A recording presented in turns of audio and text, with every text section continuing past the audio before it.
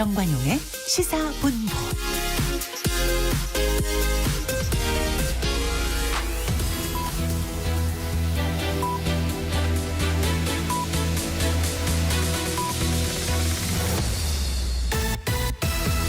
고두절미 각설하고 고고고! 갈 때까지 가보자. 정관용의 시사본부. 주요 정치 이슈들 거두절미하고 알맹이부터 토론해보는 거두절미 각서라고 합니다. 국민의힘 법률자문위원 송영훈 변호사, 더불어민주당 법률위원회 부위원장 장윤미 변호사 두 분 오늘도 나오셨습니다. 어서 오십시오. 안녕하세요. 네, 안녕하세요. 자, 전반부 공통질문 금주의 뜬 인물 진인물입니다. 송 변호사 먼저 뜬 인물. 예, 국민의힘 한동훈 당대표 후보의 후원회장을 맡게 된 김한나 씨입니다. 한나. 어떤 분이죠? 예, 이분은 오늘이 지금 제2차 연평해전이 22년 전에 일어난 날이죠. 예, 이때 순국한 그 고 한상국 상사의 배우자입니다. 예, 그 한동훈 후보가 전당대회 출마 전에도 이 고 한상국 상사를 추모하는 내용의 그 동화책 제작 프로젝트를 본인의 페이스북에서 소개를 한 적이 있죠. 예. 그리고 이 3월에 있었던 서해 수호날 때 인연이 돼서 이 김한나 씨를 알게 되었다고 하는데 그걸 계기로 해서 이번에 전당대회 당대표 후보의 후원회장을 맡게 되었습니다. 그런데 이분을 제가 금주의 뜬 인물로 선정을 한 것은 뭐 이분을 소개하는 차원도 없지는 않습니다만 아까도 말씀드렸듯이 오늘이 제2차 연평해전 22주기 된 날입니다. 당시에 순국했던 이 고 한상국 상사는 그 나중에 바다에서 이 참수리 357정 인양을 해보니까 그 조타키에 자신의 손을 묶어놓고 있었다고 해요. 맞아요. 예, 그래서 그 목숨이 다하는 순간까지 나라를 지키려는 강력한 의지를 온몸으로 보여주셨던 분입니다. 그런 분을 기리는 차원에서 이게 정치 시사 토크지만 약간의 시간을 할애해서 그 금주의 뜬 인물로 그 배우자를 선정해봤습니다. 예, 기억해야죠.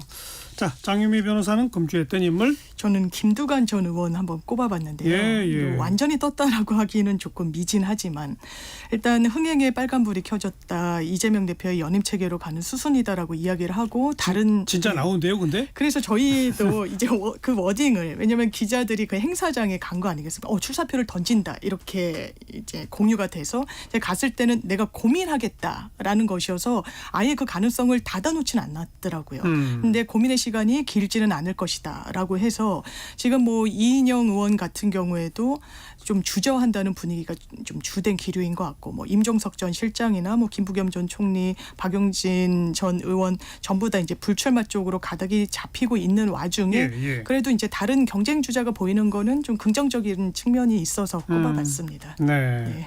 근데 아직은 미지수죠. 아직은 세모인 것 같습니다. 예. 네.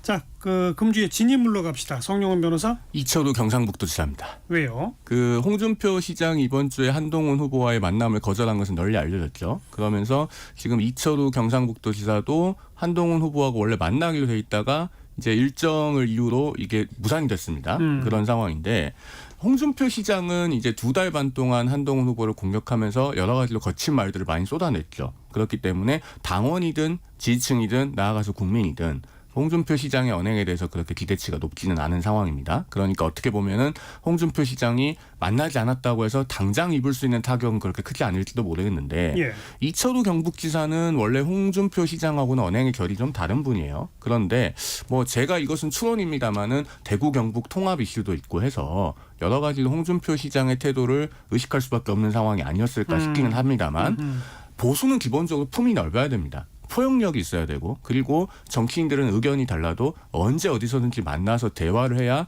전쟁 중에도 원래 대화는 하는 법 아니겠습니까? 그래야지 여야 간에도 대화를 촉구할 수 있고 또 협치를 요구할 수 있는 것인데 이철우 경북지사마저 이렇게 만남을 꺼려하는 듯한 모습을 비추면서 이게 이철우 지사 본인에게는 상당히 이미지가 마이너스가 되지 않을까. 네. 예, 그래서 금주의 진인물로 선정을 해봤습니다. 대구시장 경북지사가 다 한동훈 비대위원장은 안 만나네요. 그러게 말입니다. TK가. 그런데 이게 나중에 만약에 경선 결과가 나왔는데 대구 경북에서 한동훈 후보가 상당히 좋은 성적을 거뒀다. 이렇게 되면은 이 두 분에게는 굉장히 큰 타격이 될 수 있습니다. 되죠. 안방에서도 힘이 통하지 않는구나 이런 게 확인되기 때문에 그래서 저는 이철우 지사가 이렇게까지 해서 얻을 것이 무엇인가에 대해서 좀 많은 의문이 들어서 금주의 진인물로 선정을 했습니다. 네. 뭐 조금 있다가 이제 국민의힘 대표 경선 이야기 좀 본격적으로 나눠보도록 하고요. 장유미 변호사 금주의 진인물. 저는 누가 뭐래도 안철수 의원 아닌가 싶더라고요. 예. 왜냐하면 외통이 상임위원장에 본인이 나가겠다고 했습니다. 경쟁 주자가 있었어요. 삼선의 김석기 의원이었습니다. 표결에 붙였더니 70표 대 25표가 나왔다고 하더라고요. 아주 원사이드하게 진 겁니다. 그러니까 안철수 의원은 한때는 강력한 대선 주자였었고 이 정부의 태동에 굉장한 기여가 있었다고 봐야 될 겁니다. 수치적으로 봤을 때 본인이 좀 안정적으로 끌고 갔던 지지세가 있는 정치인이니까요. 그런데 제때제때 적시에 좀 뭐랄까요? 본인의 정치력을 강화시키는 판단을 못했다는 평가가 항상 따라붙고 그러니까 어떨 때는 또 희화화의 대상이 되기도 해서 뭐 간철수라는 별명이 있기도 하고 항상 좀 주저한다, 간을 본다, 좀 돌파력이 없다라고 하는데 상임위원장직에서도 당내 의원들의 좀 평가가 박했구나, 지지를 받지 못했구나가 지금 어쨌든 지금 현 시점에서는 안철수 의원의 정치력 의 어떤 점수표가 아닌가 싶어서 꼽아봤습니다. 지난 대선에서 마지막에 후보 단일화한 이후에 뭐 한때는 뭐 국무총리설 뭐 무슨 설 뭐 엄청나게 있었습니다만 그 후에 이제 윤 대통령한테서 거의 인정을 못 받고 또 그러다가 이제 최근엔 또 최상병 특검법 같은 데서 또 각을 세우고 이러다 보니 당내 어떤 인기가 있을 리가 없죠.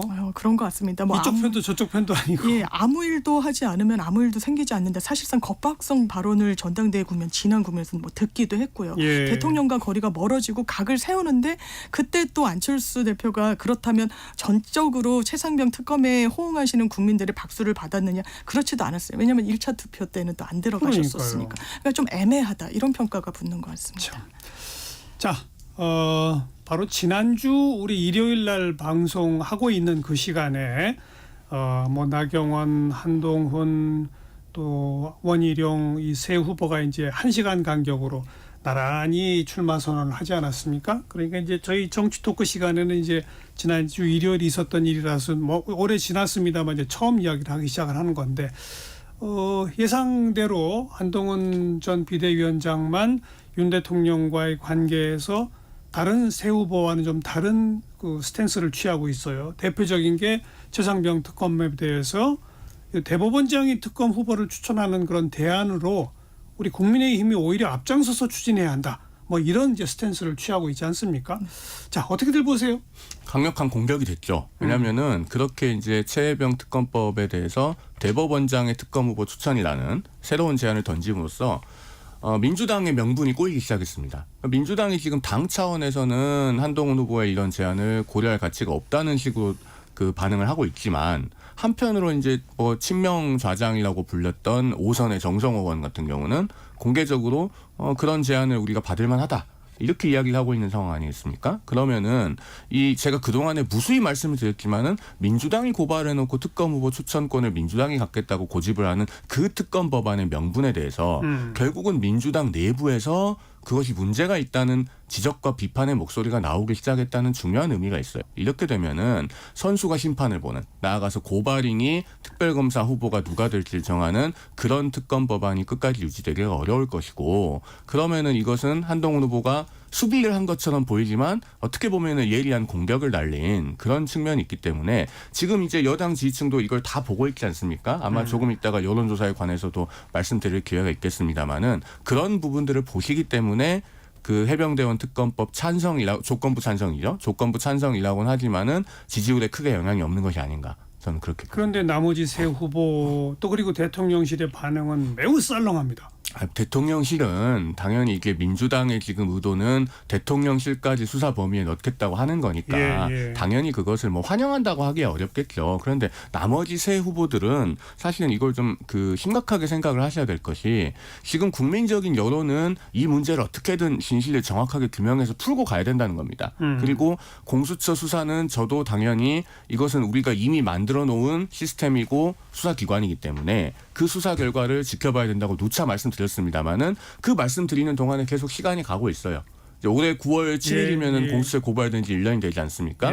그러면은 그렇게 시간이 지나는 동안에도 계속 이걸 반대만 할 것인가? 그렇게 했을 때 국민의힘이 전국을 주도하고 무엇보다도 국민들로부터 그 동의와 환영을 받을 수 있을 것인가. 네. 이것에 대해서는 나머지 세 분도 뭔가 구체적인 그러면 플랜이 있어야 되지 않나 그런 생각이 송영훈 듭니다. 변호사는 한동훈 파 같아요. 그러네요. 왜냐하면 제가 약간 아니고. 어색하다는 생각이 든 게 계속해서 공수처 수사를 지켜봐야 된다고 엄청나게 말씀을 많이 주셨었는데 이제는 특검을 수용해야 된다라고 말씀을 하시니까 일단 저 개인적으로 좀 어색하다는 생각이 좀 아니 들고. 그거에 대해서 잠깐만 제가 좀 네네. 말씀드리면은 제가 무조건 수사를 지켜보자고만 말씀드린 게 아니고 이 방송에서도 대안을 내자고 하셨죠. 아니 상설특검 얘기를 몇 번 했습니다.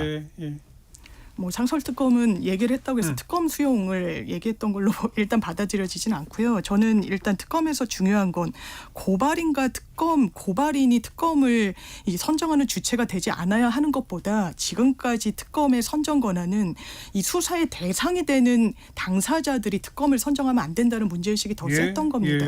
그렇기 때문에 BBK 특검 그랬고 국정농단 특검 그랬고 뭐 지금 김경수 전 지사와 관련된 특검도 그랬었던 거고요. 특검을 선정하는 데 있어서 그러니까 한동훈 전 장관에 대해서 전 위원장에 대해서 박지원 의원이 이건 법꾸라지 행태다 이렇게까지 폄훼를 한 건 이게 민주당이 받을 수 없는 안입니다. 일단 시간이 대단히 지연하려는 의도 아니냐. 그리고 보수 진영에서도 이거는 사실 안 받겠다는 소리를 돌려 하는 거다 이렇게 이야기가 나오기도 했었고요. 그리고 대법원장이 추천을 하면 어떤 문제가 있냐면요. 처음에 특검이 이제 처음에 시작된 이후에는 대한변협과 대법원장이 좀 번갈아 가면서 추천 권한을 가졌습니다. 그러다가 이제 정당 추천으로 좀 굳어진 측면이 있는데 그 부분과 관련해서 대법원장이 추천을 하게 되면 어떤 경우에는 대법원이 추천한 특검이 공소 유지를 하고 있는 사건을 대법원이 들여다볼 수도 있는 거예요. 그렇게 되는 거죠. 예, 그러면 이게 절차적으로 적법성이 과연 있느냐의 문제의식이 좀 있는 상황이고요. 그렇기 때문에 시간적인 문제 그리고 지금 말씀드린 사법부가 또 너무 정치적 한복판에 들어온다는 그런 우려, 목소리 때문에 일단 민주당은 지금까지 발의해놓은 그 특검을 이미 법사위 통과를 했으니까 하겠다는 거고 전 한동훈 전 위원장이 스탠스를 대선 주자로서는 잘 가져갔다고 생각합니다. 하지만 당권 주자로서는 이게 맞는 카드인지는 좀 물음표가 많이 자, 이제 그 대목으로 갑시다. 그러니까 뭐 야당이 추천하는 게 옳으냐, 대법원장이 추천하는 게 옳으냐, 이제 이거는 뭐 양쪽 이야기 들어봤으니까 어쨌든 우리가 이제 애초에 예상한 대로 한동훈 전 비대위원장이 대표에 과연 나올 것이냐 말 것이냐, 나온다면 만약 윤 대통령과 좀 그 당정 관계에서 각을 세울 것이냐 말 것이냐 초미의 관심사였었는데 뭐 예상대로 나왔고 또 예상대로 약간의 각을 세우는, 그래서 뭐 어쨌든 뭐 윤 대통령과의 관계 면에서는 1대3 구도가 만들어진 거라고 지금 보시는 거죠. 그렇죠. 그러면 당권에 조금 불리해진다고 보시는 거예요? 불리해진다고 봅니다. 왜냐하면 본인의 근데 아직까지 여론조사 결과상으로는 괜찮은 것 같은데. 그래서 이 여론조사를 저도 여러 개를 여론조사가 또 상당히 정치권에서 화제가 됐으니까요. 좀 압도적으로 지금 한동훈 전 위원장이 나오는 건 맞는 것 같습니다. 그리고 이 국민의힘의 지지층들로부터도 많은 지지를 맞아요. 받고 계시는데요. 이게 어떤 윤 대통령 여론조사 지지자들 중에서도 또 높게 맞습니다. 나와요. 근데 제일 첫 번째 나왔던 여론조사는 이게 시기가 걸쳐 있는 걸 제가 봤었습니다. 이를테면 일요일 날 출사표를 던졌잖아요. 그럼 금토일 내지는 토일월 뭐 이런 식으로 해서 추이를 한번 보자라고 해서 어제 뉴시스에서 의뢰한 여론조사가 있었는데 항상 지표가 지금 과반을 점하지 못하면 결선을 가야 되기 때문에 60보다 아래로 떨어지는지 과반이 되느냐 안 되느냐. 예, 50에서 좀 떨어지고 그 추세가 상승세인지 하락세인지를 봐야 될 것 같은데 더 정확한 건 한 이번 주에 나오는 걸 봐야 되겠지만 갤럽이랑 뭐 여러 조사를 봤을 때는 50% 후반도 그것도 엄청 유의미한 지표지만 이걸로 될까라는 좀 물음표가 사라지는 지표는 최소한 아닌 것 같더라고요. 어떻게 보세요? 일단은 여론조사는 저희가 공표사항을 정확하게 말씀드려야 되잖아요. 제가 이럴 것 같아서 준비해왔습니다. 네. 그 한국갤럽이 6월 25일부터 6월 27일까지 실시한 자체 조사고요. 제가 이제 한국갤럽 조사를 인용을 하는 이유는 매주 정례적으로 일정한 방법으로 조사를 하기 때문입니다. 이 조사 보면은 국민의힘 지지층 중에서 한동훈 후보가 55%, 원희룡 후보가 19%, 나경원 후보가 14%, 윤상현 후보가 3% 이렇게 나왔는데요. 여기서 눈여겨볼 지점이 의견 유보가 9%밖에 없어요. 네. 그러면은 이 여론조사에 적극적으로 응답을 하는 국민의힘 지지층, 이제 이분들 중에 뭐 당원도 있을 가능성이 상당히 있는데 이분들은 어느 정도 마음을 정했다는 겁니다. 그래서 이제 1대3의 구도가 잡히지 않았냐 이렇게들 말씀하시는 것 같고요. 특검 얘기를 좀 거슬러 가서 하면 안 되나요? 아니, 하셔도 돼요. 하셔도 돼요. 저보고 말을 바꿨다 그래서 제가 잠깐 말씀드리면 지난주에 제가 이 방송에서 정확히 뭐라고 말씀드렸냐면 민주당은 왜 자꾸 특검 추천권을 민주당이 갖는 특검법을 고집을 해서 자꾸 거부당할 길을 가느냐. 상설 특검을 하면은 지금이라도 국회가 결의만 하면은 바로 특검 후보 추천위원회가 구성이 되고 맞아요. 할 수 있다고 제가 그 말씀을 그 얘기 드렸어요. 하셨어요. 예, 저는 사실 그래서 입장을 바꾼 게 없습니다. 알겠습니다. 그때나 지금이나. 그런데 그 아까 그 갤럽 조사를 조금 더 소개해 주셔야죠. 네, 표본 그래서- 몇 명이고 뭐 그거. 공표 사항은 요거는 다 말씀드렸고 나머지 기타 사항은 중앙여론조사심의위원회 홈페이지에 참조를 하시면 됩니다. 그래서 지금 이게 그 여론조사는 주민등록 인구 기준으로 하기 때문에 지역 분포와 세대 분포가 당원하고는 조금 차이는 있어요. 그런데 이게 이제 우세한 후보가 50%를 좀 넘어가면 아무래도 이게 그 차이를 좀 보정해도 그 큰 흐름에서는 아주 결정적인 차이가 나기는 어려운 그런 측면입니다. 그리고 일반 국민 20% 여론조사가 들어가잖아요. 네. 일반 국민에서의 지지를 보면 한동훈 전 비대위원장이 좀 더 올라가죠. 아니 좀 떨어지더라고요. 오히려 떨어지나요? 예, 예, 예. 오. 그래서 일반 여론조사에서는 한동훈 전 위원장이 나와야 된다라는 거에 대한 공감대가 좀 많이 없는 지표들이 좀 있고요. 오히려 지금은 당원들의 열화 같은 지지를 배경으로 나오게 된 부분이 좀 있는 것 같은데 제가 국민의힘 당원 분포를 봤더니 이른바 대구 경북의 이 당원들이 20%가 전체 당원 중에 20%가 넘더라고요. 21.6%. 그리고 PK 이제 부산 경남 같은 경우가 18.8%. 이제 두 지역을 합하면 40%가 넘는데요. 아까도 이제 경북지사 말씀을 주셨는데 만약에 한동훈 전 위원장이 당원들한테 열화 같은 지지를 받는데 지자체장이 아무리 본인이 그 지역의 맹주라고 하더라도 만나지 않는 게 지역민들한테 아주 껄끄럽게 느껴진다면 그 선택하기 어렵습니다. 본인들도 정치인이니까요. 그런데 일정 정도 민심을 반영했다. 저는 역풍은 최소한 이제 일지 않을 거라는 정치적 판단이 섰기 때문에 이것도 사실 정치적으로 해석되는 행위일 걸 누구보다 자기가 제일 잘할 거 아닙니까?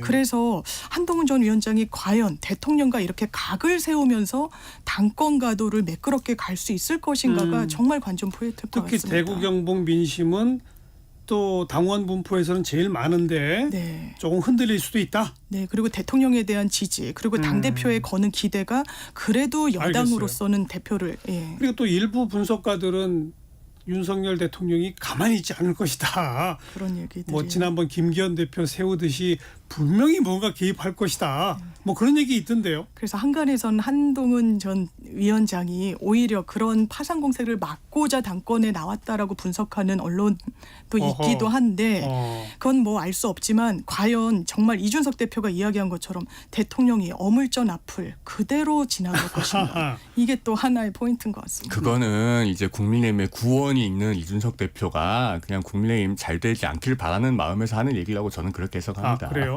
그리고 대통령의 의중이나 어떤 그 행동에 대해서는 그 호사가들의 예상인 것이고 사실은 이번 전당대회에서는 정확하게 중립을 지키실 걸로 저는 그렇게 보고 있습니다. 알겠습니다. 오늘 어쨌든 송영훈 변호사는 대통령은 중립을 지킬 것이고 한동훈 대세로는 거의 굳어져 간다라는 식의 인식을 보여주셨고 장유미 변호사는 한동훈 대세론이 흔들릴 수 있다. 1차 투표에서 과반 못 얻을 가능성이 크다. 대통령의 영향력이 분명히 작용할 것이고 그러다 보면 앞으로 더 지켜봐야 한다. 이런 어떤 시각을 지금 보여주신 겁니다. 여기까지 정리하고요. 1시 30분 조금 지났네요. 잠깐 교통정보 전해드릴게요. 공인혜 씨. 네, 이 시각 교통정보입니다. 오후부터는 전국에 비 소식이 들어있어서 날이 화창했던 지난주보다는 덜하지만 지금도 지방 방향 나들이 정체가 긴데요. 특히 서울 양양고속도로 양양 방향 1시간 사이 정체 크게 늘었습니다. 남양주 요금소부터 이천터널 쪽으로 모두 17km 구간 막혀 있고요. 반대 서울 쪽으론 발산 4터널 부근 갓길에서 사고 차량 수습하면서 서행하는 상황입니다. 영동선 인천 방향 동수원 5차로에 고장난 차도 주의하셔야겠고요. 강릉 쪽은 동군포에서 부곡 사이와 호법 일대 원주 부근으로 차가 많고 중부선 하남 쪽 일죽 부근 정체는 사고 때문입니다. 부산 쪽 경부고속도로 잠원에서 서초 사이 더디다가 죽전 3차로에 고장난 차를 주의하셔야겠고요. 이후로는 목천부터 천안을 지나 옥산 쪽으로 길게 정체입니다. 한편 오늘 고속도로 상행선 정체 오후 4시 무렵 최대에 이르겠고요. 밤 9시 무렵이면 정체는 양방향에서 모두 해소되겠습니다. KBS 교통정보센터였습니다.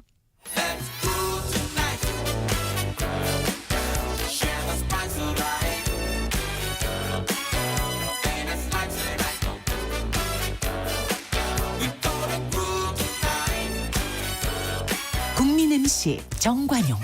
KBS 1라디오 정관용의 시사본부. 들어보면 달라요.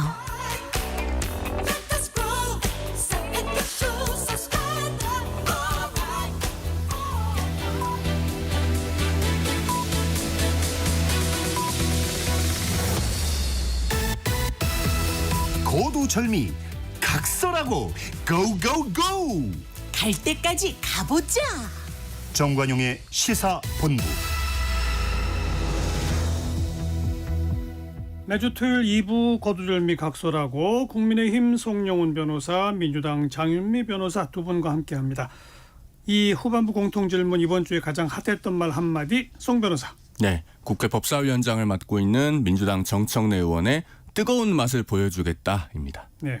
예, 지금 그 정청래 법사위원장의 여러 언행이 많은 파문을 낳고 있죠. 이번 주에 있었던 국민의힘 유상범 의원과의 충돌도 그렇고, 그래서 이제 국민의힘에서 윤리위에 제소를 하니까 정청래 의원이 뜨거운 맛을 보여주겠다라고 공개적으로 이렇게 얘기를 했고, 민주당 원내 지도부 차원에서 국민의힘 한기호 정점식 의원을 윤리위에 맞제소를 했습니다. 지금 그런 상황인데, 그 정청래 법사위원장은 지금 국민의힘 의원들하고만 충돌을 빚고 있는 게 아닙니다, 사실. 예, 그 증인들을 10분간 퇴장시키기도 했고. 민주당 서영교 의원하고도 같은 사선입니다. 발언 순서를 놓고 한번 트러블을 빚은 적이 있고, 조국혁신당 박은정 의원하고도 법사위 일소위 배치 문제로 트러블을 겪은 적이 있어요. 그러니까 사실은 모든 정파하고 이렇게 충돌하고 있습니다. 그런 정청래 법사위원장의 그 행태를 보면서 그 유능길 소설가의 완장이라고 하는 작품이 생각이 납니다. 그 주인공이 이제 어쩌다가 그 저수지를 관리하는 관리인이 되면서 오른팔에 감독이라고 적힌 완장을 차고 온 동네 사람들에게 완장질을 하기 시작해요. 예. 제가 이 얘기를 왜 하냐면은요, 정청래 의원이 단순히 법사위원장이 돼서 완장질을 한다, 이렇게 비판하려고 하면 사실 이 얘기를 할 필요가 없습니다. 근데 아까도 제가 민주당, 국민의힘, 조국혁신당 모든 당과 사실은 트러블이 있다고 말씀드렸잖아요.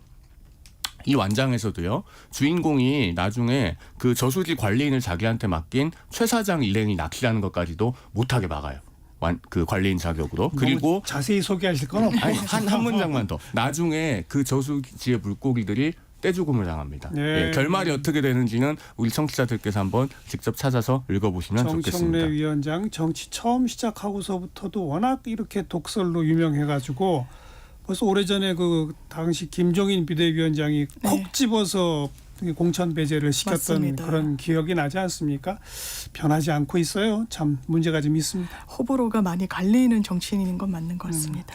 장윤미 변호사 금주의 한마디. 저는 이 말을 안 꼽을 수가 없었는데요. 이태원 참사가 특정 세력에 의해 유도되고 조작된 사건일 가능성 배제할 수 없다. 그래서 장관 경질 못 시키겠다는 대통령의 발언이라고 김진표 국회의장이 회고록에서 전한 내용입니다. 예.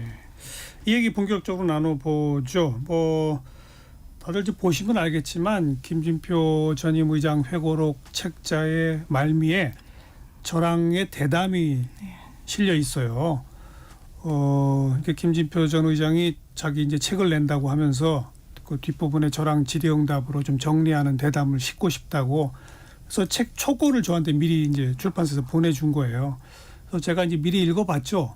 그리고 우선은 이제 대담 전에 만났을 때 저도 딱 이 대목이 눈에 띄길래 이 특정 세력에 유도되고 조작된 사건일 가능성이 이게 무슨 말입니까? 라고 이제 딱 물어봤어요. 그랬더니 김진표 의장이 저한테 쭉 설명해 준 그 만남에서의 그 설명 내용이 지금 박홍근 의원 당시 원내대표로서 김진표 의장한테 들었다, 내가 메모해 놨다라고 한 몇몇 무슨 좌파 언론이 며칠 전부터 이태원에 이런 얘기, 그다음 용산 서장에 대한 이야기, 그 얘기를 저도 똑같이 들었어요. 그러니까 어쨌든 그 김진표 의장이 그와 같은 내용을 당시 박홍근 의원한테 또 국회의장실 관계자한테 했던 거는 맞는 것 같아요. 또 저한테도 똑같은 내용을 이야기했으니까.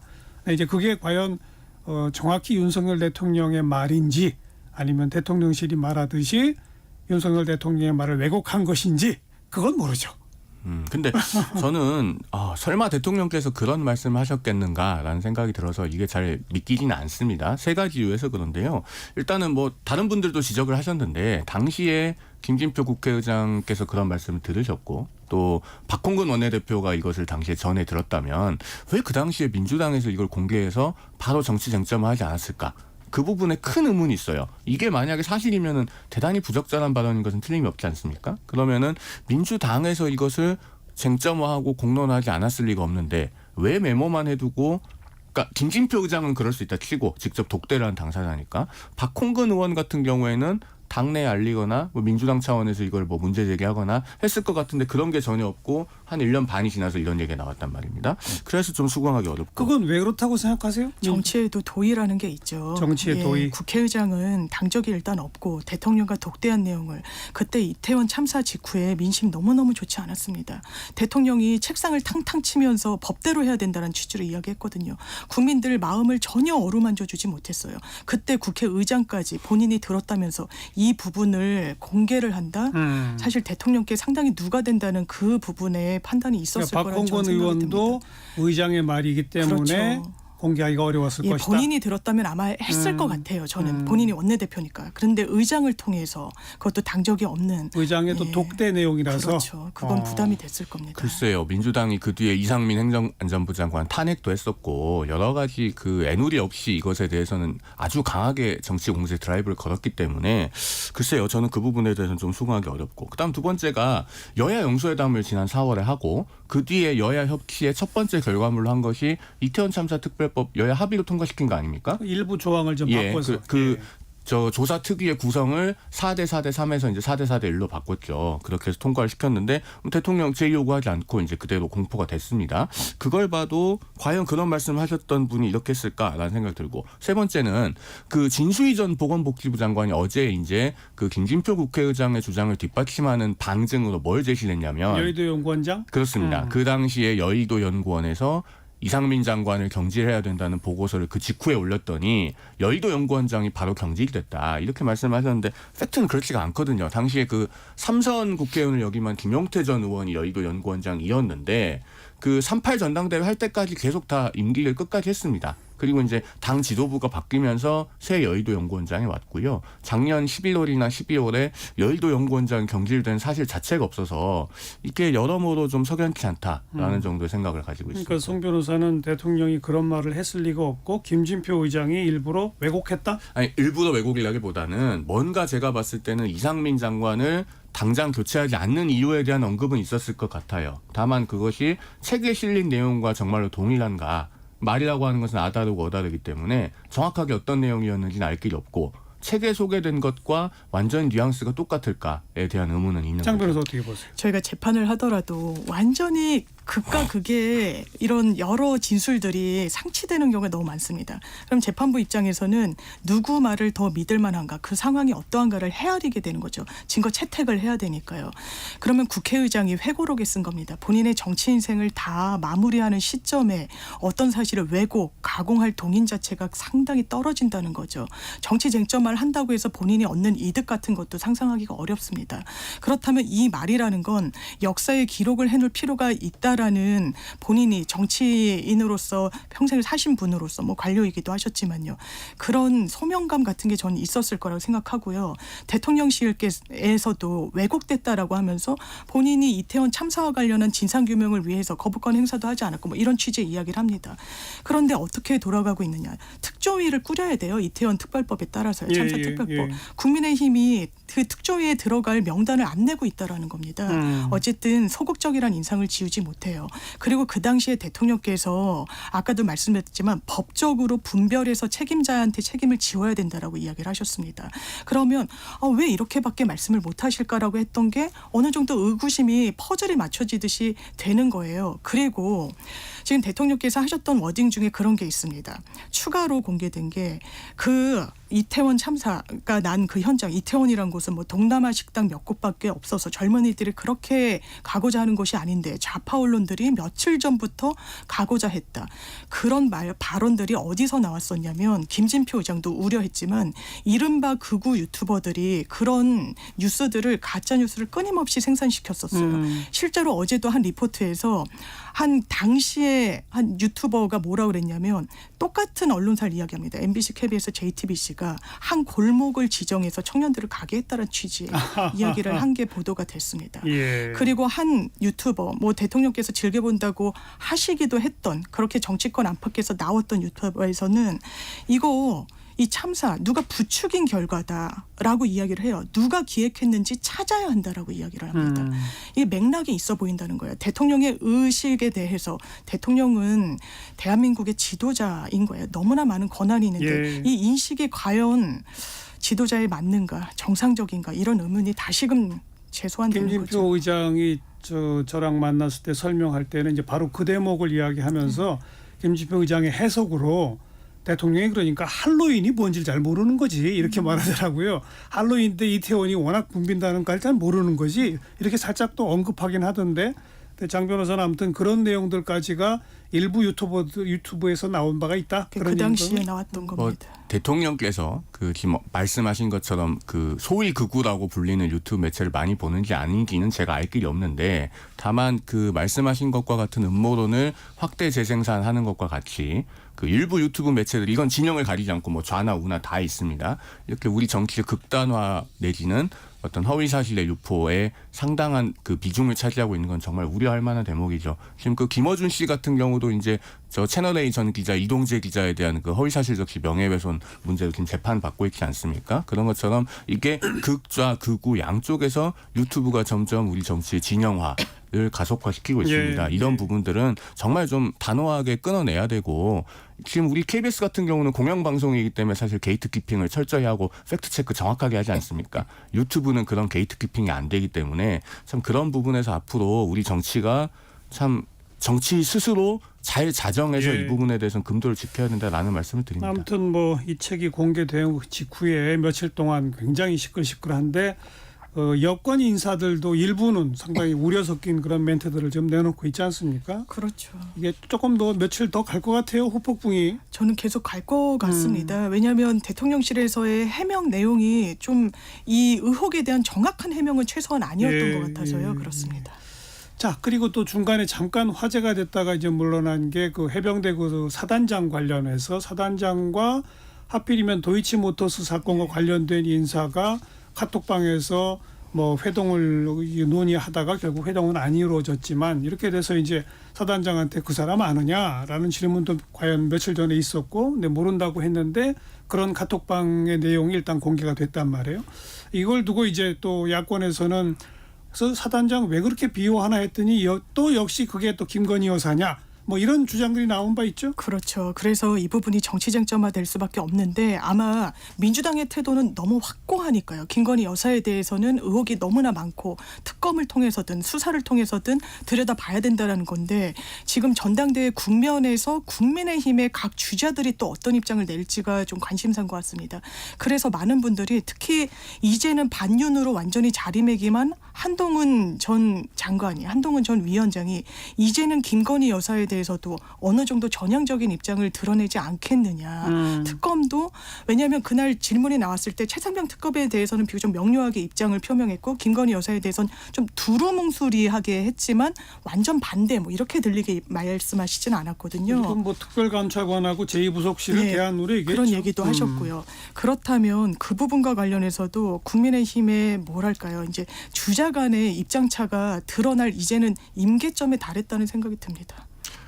저희가 공영방송이니까요. 팩트체크는 정확하게 해야 되지 않겠습니까? 그 임성근 사단장 아까 말씀하신 그 단톡방에 들어있었던 멤버는 아닙니다. 약간 표현이 지금 부정확하게 돼서 제가 이거는 말씀을 드려야 될 것 같은데 그 소위 멋쟁 해병이라고 하는 5명 들어있는 단톡방 거기에 임성근 사단장은 들어있지 않았고 그다음에 그 김건희 여사하고 인연이 있다고 알려진 그 이모 씨는 그 단톡방에서 골프 모임 일정을 주선을 하고 알려주고 한 인물이 아니고 그걸 알려준 사람은 A 씨라고 다른 사람입니다. 예, 예. 그렇기 때문에 이제 여러 가지 가정을 전제로 해서 민주당에서는 그런 부분을 이야기하는 것 같은데 만약에 그게 사실이 되려면은 논리적 구조상 한 서너 단계가 다 맞아야 돼요.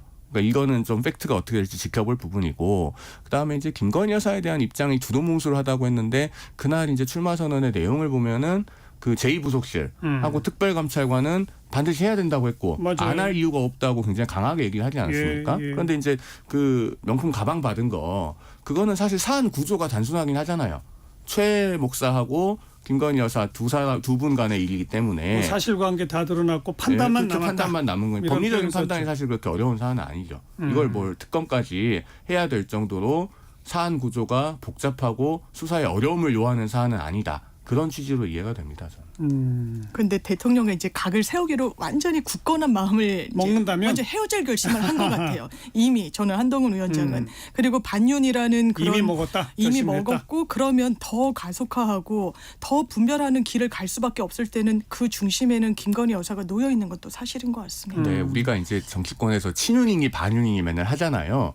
뭐가 친윤인가에 대해서 사실 좀 항상 저는 근본적인 의문이 있어요. 그러니까 대통령이 성공할 수 있게 하고 정말 훌륭한 대통령으로 임기를 퇴임할 수 있게 해드리는 것이 정말 친윤이 가야 할 길이지 어떤 친소 관계에 의해서 정치적 이익을 공유하는 것이 친윤은 예. 아니거든요. 예. 그리고 그 원희룡 후보 같은 경우는 이번 지금 경선 과정에서 그런 얘기도 하고 있습니다. 한동훈 후보를 겨냥해서 그 친분 관계에 의해서 법무부 장관 했다. 이렇게 얘기를 하는데 이런 것들이 이제 어떻게 보면은 친윤을 표방하는 후보가 해서는 안 될 표현이에요. 왜? 뒤집어서 얘기하면은 그럼 대통령이 친분 관계에 의해서 장관을 임명했다는 겁니까? 그리고 같이 나란히 장관을 했던 본인은 그러면 친분 관계에 의해서 국토부 장관이 예, 됐나요? 예. 그러니까 이 친윤이라고 하는 것을 사실 재정의해서 대통령이 정말 성공할 알겠어요. 수 있도록 하는 게 친윤이 아닌가? 저는 그런 생각이 듭니다. 여러모로 송영훈 변호사는 한동훈 쪽. 아니 그게 아니고 객관적으로 봤을 때 좋아하시는 건 확실한 것 같아요. 이게 대통령께 누가 되는 표현을 여당 정치인들이 함부로 하면 안 돼요. 저는 그런 관점에서 말씀드리는 아무튼 겁니다. 뭐 저의 해석이고요.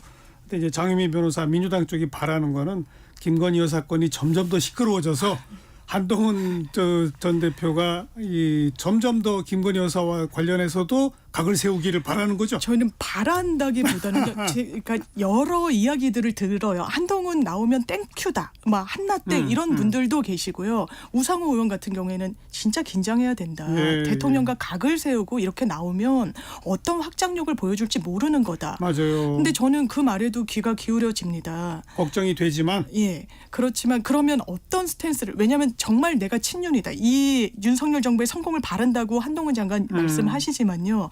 정말 더 크게 바라는 건 본인이 대통령 되는 걸 거예요. 그렇다면 대통령과 어떤 정치적인 거리감을 둬야 될지는 저는 이미 알겠습니다. 내부에서는 답이 내려진 것 아니, 같습니다. 민주당은 전당대회에 경쟁이 없으니까 제가 뭘 파고 들어갈 틈이 없습니다. 시간 별로 없습니다만 지금 이제 방통위와 관련돼서 아주 시끌시끌합니다. 야당은 일단 뭐 공영방송의 이사진 개편하는 방안을 완전히 바꾸는 법 개정안을 지금 추진하고 있는데 아마 그 법 개정안을 통과시켜도 또 거부권이 행사될 네. 걸로 예상이 됩니다만 또 방통위원장에 대해서도 탄핵 뭐 이런 카드를 이제 던지고 있으니까 방통위원장은 전격적으로 2명 방통위 체제에서 KBS, MBC, EBS의 이사를 새롭게 공모하는 의결을 해버렸어요. 이제 공모가 이미 시작이 됐습니다.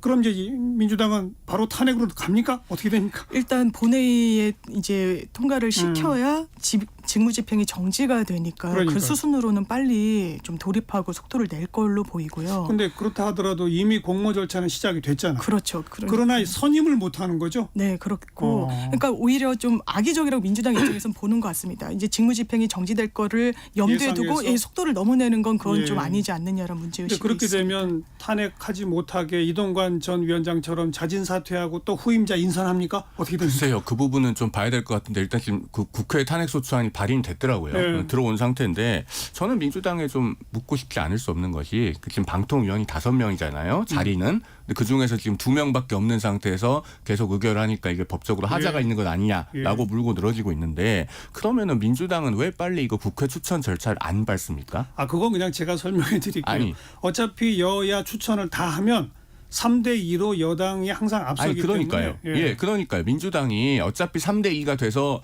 그 민주당의 뜻대로는 방통 요결이 안 되니까 오히려 2인 상태를 그대로 방치하면서 맞아요. 위버빙이 무슨 뭐 탄핵 사연이 그런 빌미를 잡기 위한 것으로 악용하고 있지 않는가라는 생각이 들고요. 그건 맞는 예. 얘기예요. 제가 민주당 추천위원이었었습니다. 오. 그때 최민희 의원을 추천하는 그 과정에 관여를 했었는데 네. 민주당에서 올렸을 때 대통령께서 임명 안 했죠. 임명을 안 하셨어요. 그리고 지금 왜 임명하지 않느냐라고 이야기를 하셔서 그 부분과 관련해서는 좀 민주당으로서는 좀 억울한 측면이 있다. 아니 근데 그래도 이런 비판은 또 들을 수밖에 없죠. 예, 그렇죠. 새겨듣겠습니다. 민주당이 2명 추천해 봐야 안 되니까 안 네. 하고 있는 건 뭐 맞죠. 그런 측면도 없다고는 할 수 없을 것 같습니다. 그러니까요. 그리고 지금 민주당의 한준호 의원 외 169명이 제출한 방통위법 개정안이 있습니다. 거기 보면 제안 이유에 뭐라고 되어 있냐면요.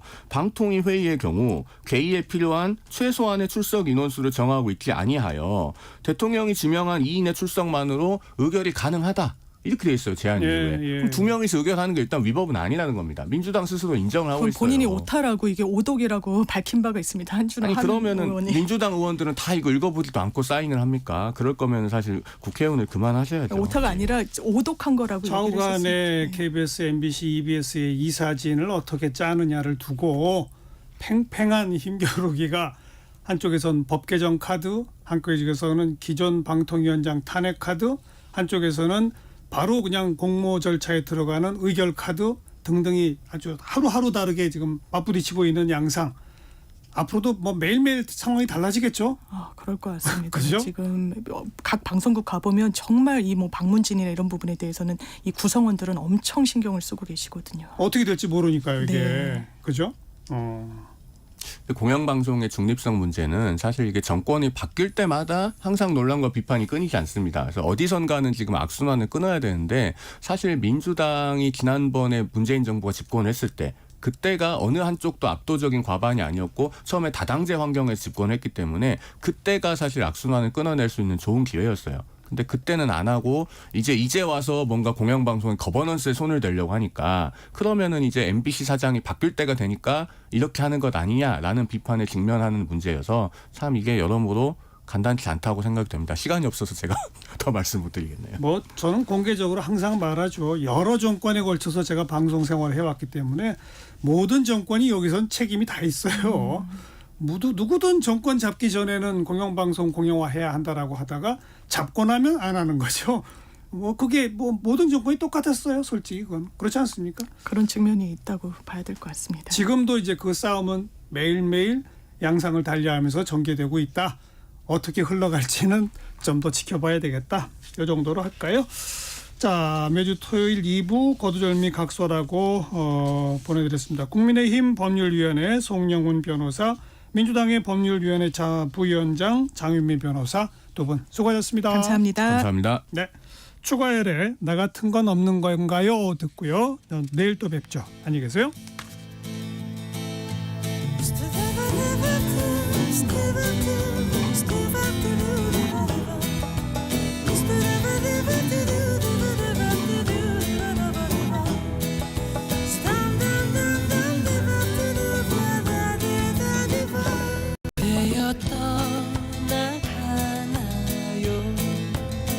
다시 또 볼 수 없나요? 부디 나에게 사랑한다고 한 번만 말해주세요.